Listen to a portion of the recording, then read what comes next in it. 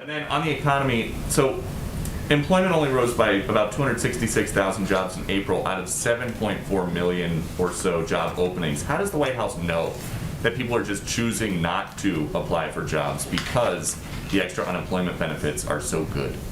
Well, first, let me say that we have looked at the data, and Secretary Yellen referred to this on Friday, or talked about this on Friday.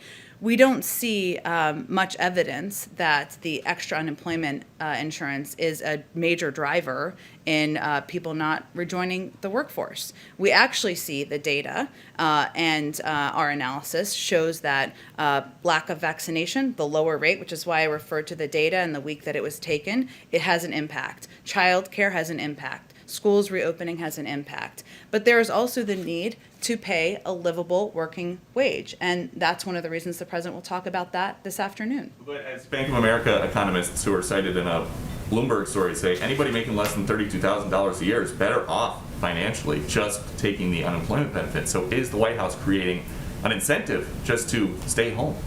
Well, again, the majority of economists, internally and externally of the White House, don't feel that unemployment insurance, something that was done at a time where to help unemployed people get through a very difficult economic downturn during a pandemic, is a major driver in our unemployment data. That there are other factors, bigger factors, that have been contributing to the numbers we saw on Friday. That's what we're working to address, and that's where we think our solution should be focused. And just last one really quick. The Commerce Secretary says the main reason that people are staying home is fear. How does the White House know that people are scared? What is that based on?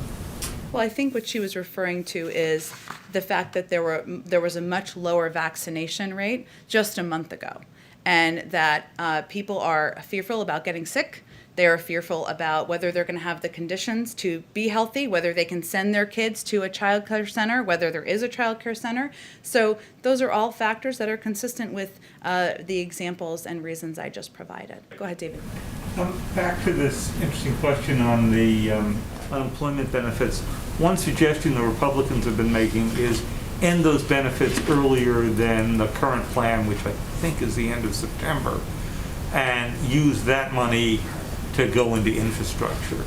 Is that being taken up by your side?